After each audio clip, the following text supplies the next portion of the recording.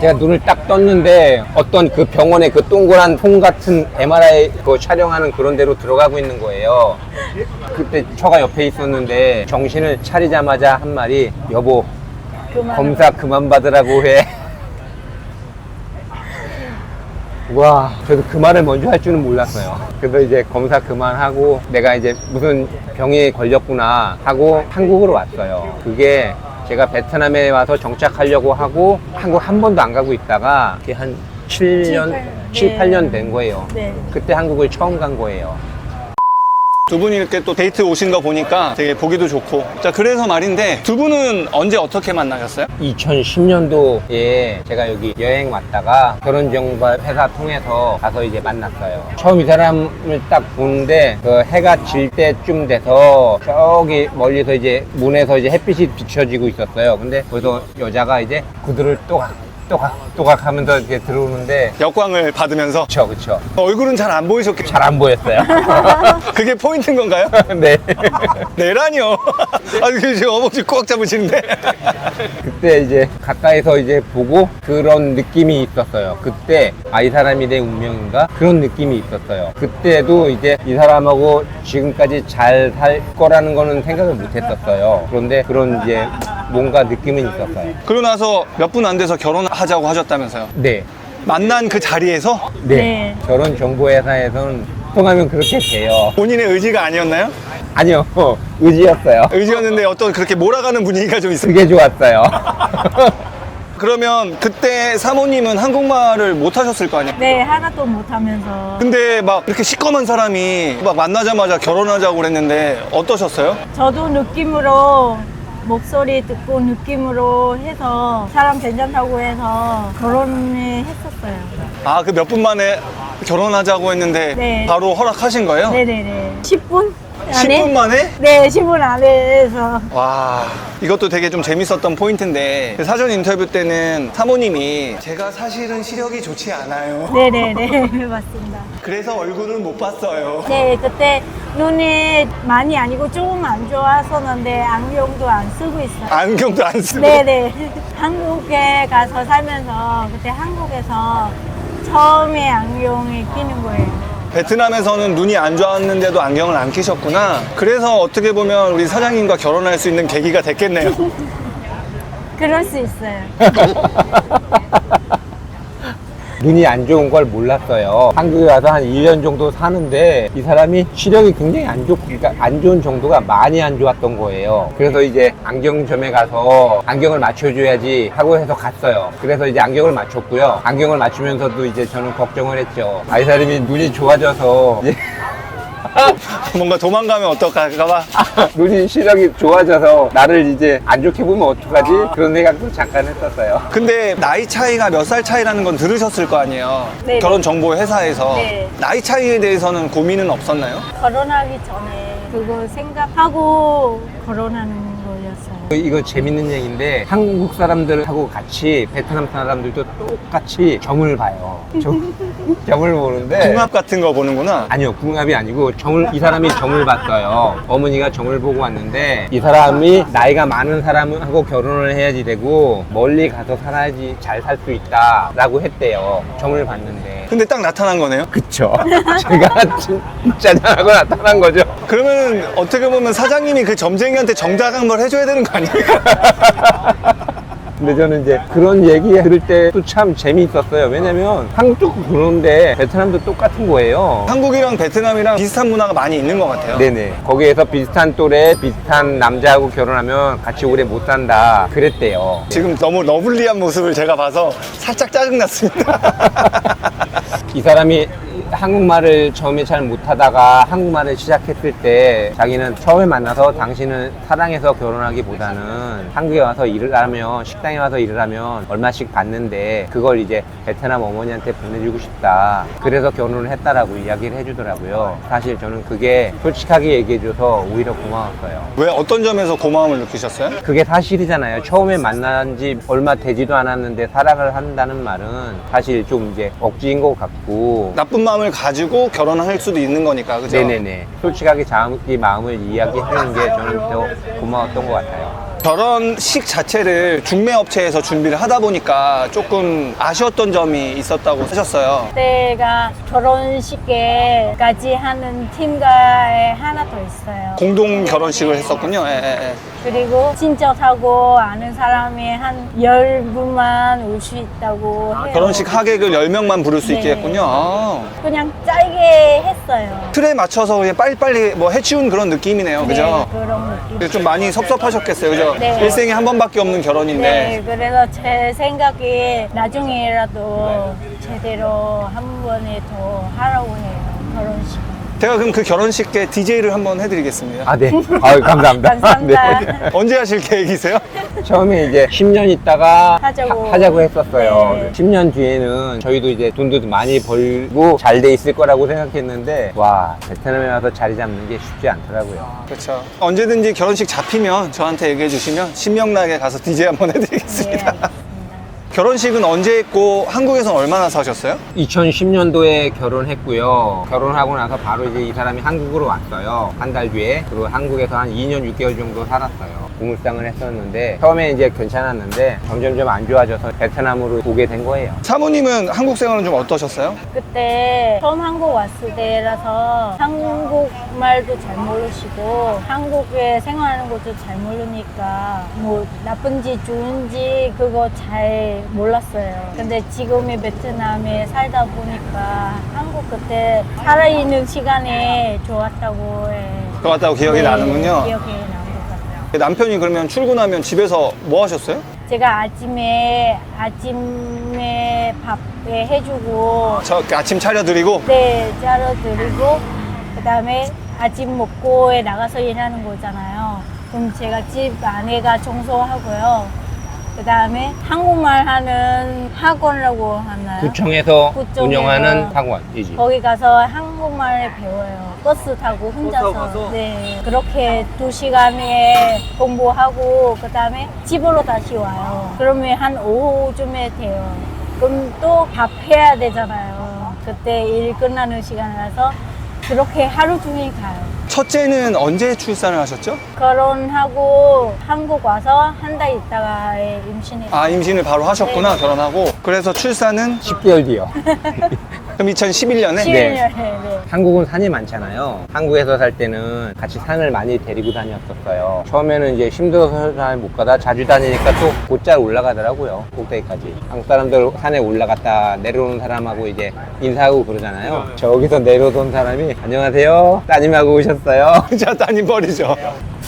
나이는 20살이었는데 그때는 더 어려 보였던 거예요. 아, 그럴 수 있죠. 훨씬. 한국에서 미용실에 가서 머리 깎으려고 하는데 학생다고 학생 요금으로. 50%에 아, 진짜로? 네, 깎아준다고 그랬어요. 근데 지금도 어려 보이세요, 사모님? 두 분 같이 계시면.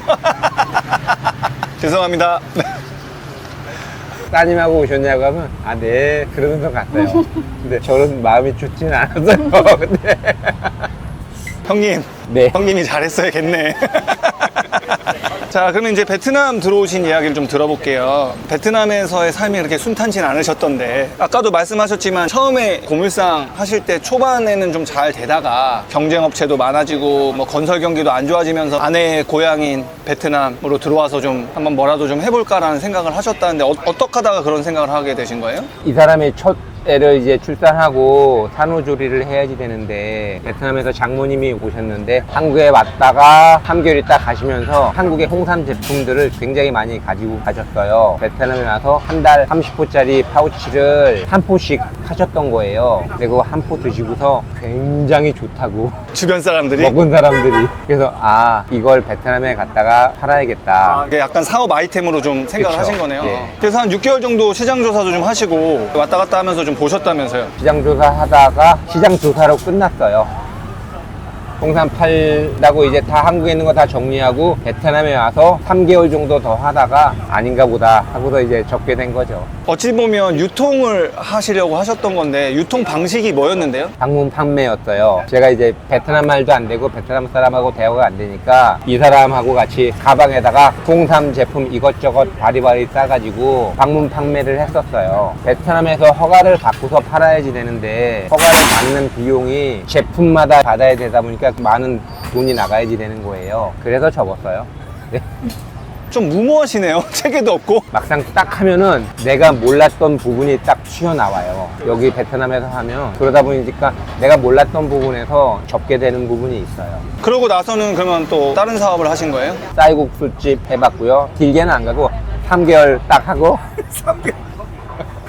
어떤 사연이 있었나요? 처가 임신을 했어요. 임신을 하고 둘째 임신. 둘째. 그게 몇 년도죠? 2014년. 출산을 하면 또 이제 식당 일도 어렵고 하니까 그것도 접게 된 거예요. 둘째 출산하면서 또 어떤 에피소드가 있다고. 쌀국수집에 장사하고 있었어요. 출산하는 날짜도 가까워지고 그날의 느낌이 이상했어요. 일하다가 집으로 가서 병원 가는 거 준비를 하려고 갔어요. 근데 집에 갔다가 다 준비하고 나오라니까 택시 타고 택시 안에서 내 애기 나오라고 했어요. 양수가 터진 거예요. 양수가 네. 터졌구나. 그래서 그럼 택시에서 둘째를 출산하신 거예요? 마침에 병원에 거기 도착하고요. 그 내려서 바로 병원에 들어가서 다행히 그래도 병원에서 출산을 네, 하셨네요. 네. 맞습니다. 그 다음에는 다른 사업을 또 하셨나요? 김밥도 이제 팔았어요. 집에서 이제 김밥을 말아서 베트남 때 학교 앞에서. 돈두땅? 네, 네네. 돈득탕 학교 그러니까 제가 이제 가게가 없다 보니까 집에서 김밥을 말아와가지고 길에서 팔았어요. 대학교 앞에서도 팔아보고 한국 마트 앞에서도 팔아보고 파리바게트 빵집 앞에서도 팔고요. 그건 좀 잘 됐나요? 예, 잘 됐어요. 잘 돼서 2층에 있는 가게 하나 얻어서 김밥집 했었어요. 그러면 이제 그걸로 쭉 오시지 어쩌다가. 처가 건강이 좀 안 좋아졌어요. 이사를 아프니까 김밥도 일도 그만하자.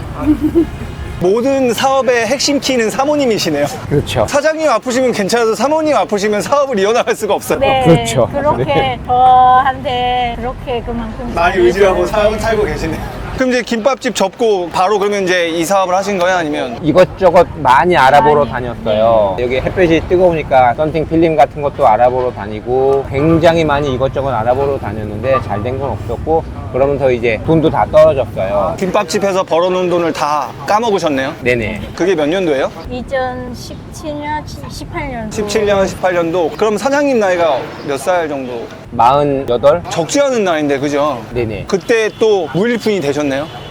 무일푼이 되셨네요? 네네. 인생 참 쉽지 않다, 진짜. 그래서 어떤 결정을 하셨나요? 라지빈통 처가댁으로 갔어요. 처가댁 근처에 해가 같은 저렴한 집이 있었어요. 처가가 호치민인가요? 아니요, 라지빈통이라고 라지빈통? 바닷가 작은 시골 마을이에요. 거기가 무인의, 근처예요. 무인의 근처. 아, 여기서 무인회가 차로 한 3, 4시간 걸리나요? 네네. 지금은 3, 4시간이면 가는데 그때는 무인회가 한 5, 6시간 걸렸어요. 저렴한 집이 있었어요. 한 달에 네네. 50만 동. 50만 동이면 한 3만 원? 네네. 월세가? 네. 와. 1, 2층 단독에다가 마당도 있는 집이에요. 아, 진짜. 그렇게 말하면 되게 좋아 보여요. 번호주택 아닌가요, 그 정도면? 바닷가 바로 앞이고. 그러니까, 예.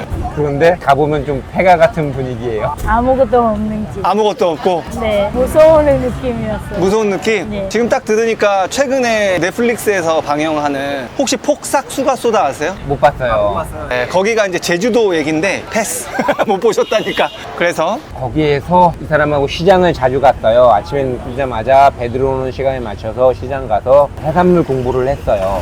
제가 그때는 이제 쭈꾸미랑 뭐 낙지도 구별을 못 했었는데 해산물 공부를 하면서 계속 다녔죠. 거기에서요. 그러다가 거기에서 나오는 싱싱한 해산물을 가지고 이제 아이스박스에다 담아서 호치민에 가지고 와서 판매를 했어요. 그러면은 해산물 시장에서 어떤 사업 아이템을 발견하고 다시 이제 재기하려고 온 해산물을 가져다가 파신 거네, 그죠?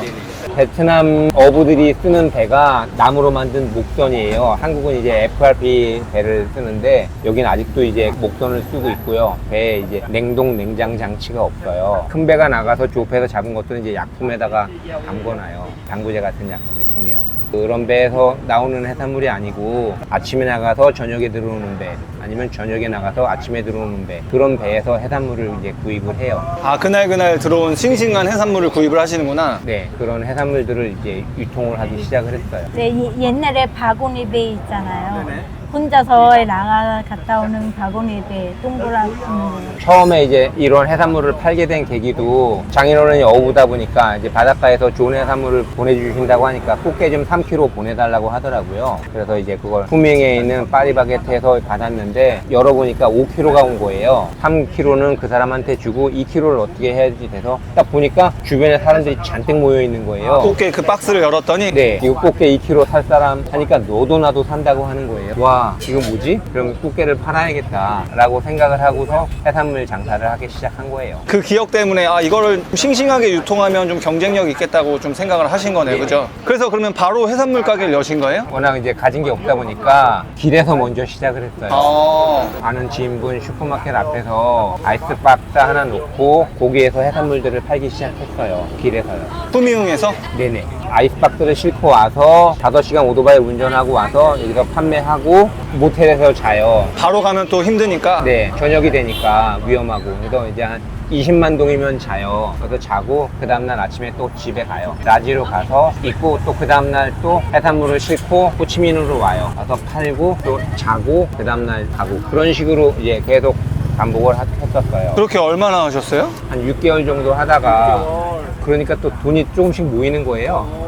그래서 호치민 쪽에 좀 저렴한 아파트를 얻어서 더 오라고 해서 이제 같이 살기 시작했어요. 아, 아이들하고 사모님하고 어떤 날 갑자기 전화가 왔어요. 애들하고 호치민으로 다시 오라고 했어요. 가족도 없으니까 외롭고 보고 싶다고. 그래서 제가 오늘 하던 일이 해산물에 뭐 사가지고 손질하고 호치민으로 보내는 거잖아. 그거 다 진짜 엄마한테 맡겨놓고 나 다음날 애들하고까지 호치민으로 왔어. 그 라지에서 그 해산물을 손질한 게 사모님이셨군요. 그러면 장모님이 보내실 때도 직접 오토바이로 가서 픽업을 하셨어요? 라지까지 가서? 아니요. 고속버스로 왔어요. 아, 장모님이 고속버스로 보내면 터미널에 가서 픽업을 해오셨군요. 터미널에서 받았어요. 그 시절에 한 2,000명 정도 되는 카톡방이 있다고 아까 네네. 얘기하셨었어요, 그죠? 그 카톡방에서 꽃게 아저씨로 유명하셨다고. 네.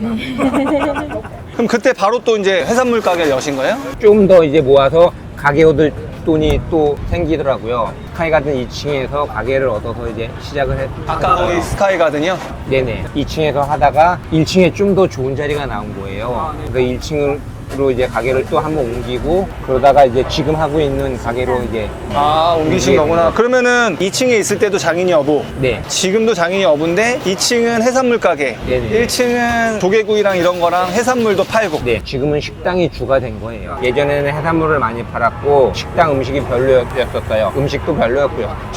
처음에는 너무 솔직한 거 아니세요? 식당 일을 안 해봤었으니까요.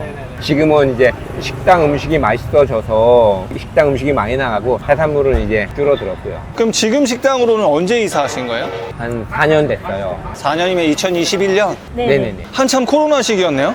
네, 전에 있던 그 가게 사장하고 안 좋아졌어요. 하나 나간다고 일단 먼저 질러버리고 가게를 알아보고 있는데 점자리보다 훨씬 더 좋은 자리를 얻게 된 거예요. 지금 임대하시는 분이 베트남 분이시죠? 네네네. 한국도 어디 가나 다 마찬가지겠지만 주변에 좋은 사람을 만나야지 되는 것 같아요. 건물주인을 너무 좋은 사람을 만났어요. 월세가 지금은 3,000불인데 그때는 이제 1,500불에 계약을 했고요. 코로나 때 또 어려우니까 1,500불에서 또 그걸 절반으로 깎아준 거예요. 그것도 안 받는 달도 있고 그랬었어요. 월세를 아예 안 내는 날도. 그때 베트남에서 코로나 제일 심했을 때 한 달씩에 밖에 못 나가게 했어요. 아, 아예 한 달 동안 락다운이 됐었군요. 네네네. 그러면 그냥 월세 내지 말라고 먼저 전화가 왔어요. 진짜 착한 임대인이네요. 네네. 필요하는 거 있으면 말씀하시면 바로. 너무 감동적이다, 그런 부분은. 자, 드디어 그러면 해산물 가게에서 해산물 식당을 차리셨어요. 처음이라 뭐 실수도 많았지만 뭐 주변에서 도움도 많이 받으셨다고요? 네네. 네, 맞습니다. 좋은 사람 만나서 좋은 것들 많이 받았어요.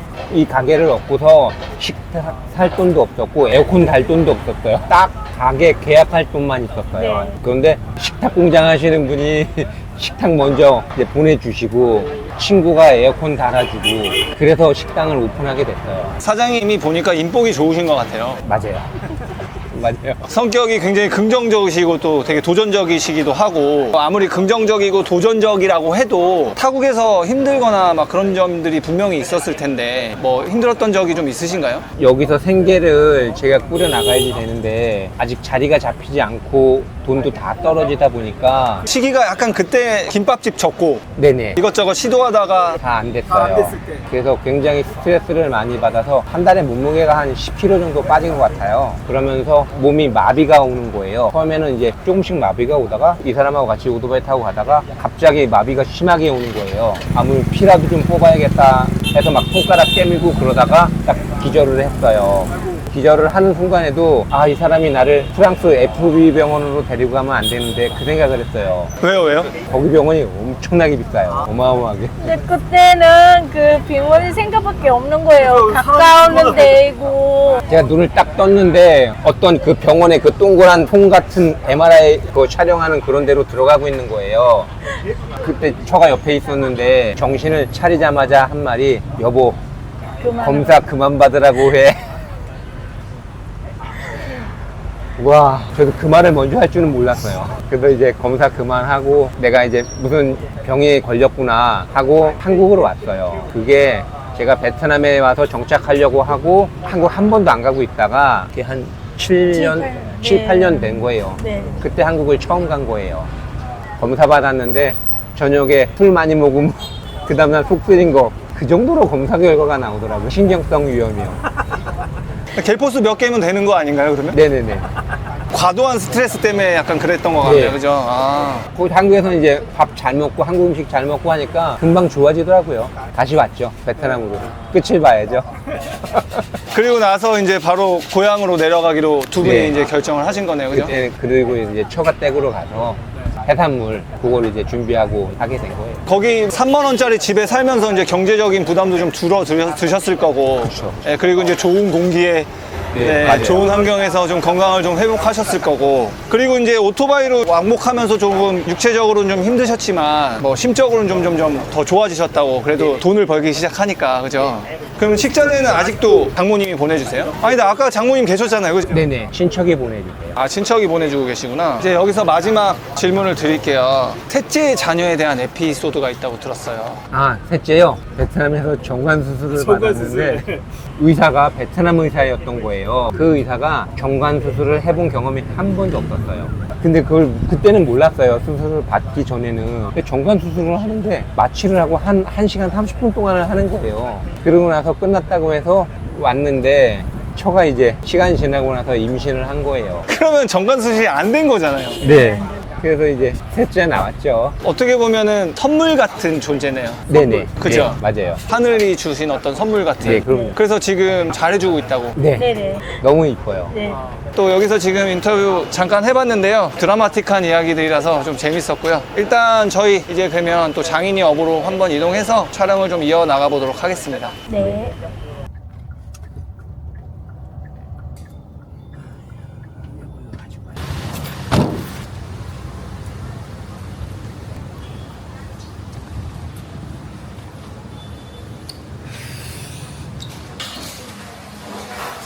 이제 뭐 하세요? 이래야죠 이제. 맞네요. 쭈삼 불고기 먹고 싶어요. 네, 알겠습니다. 오빠.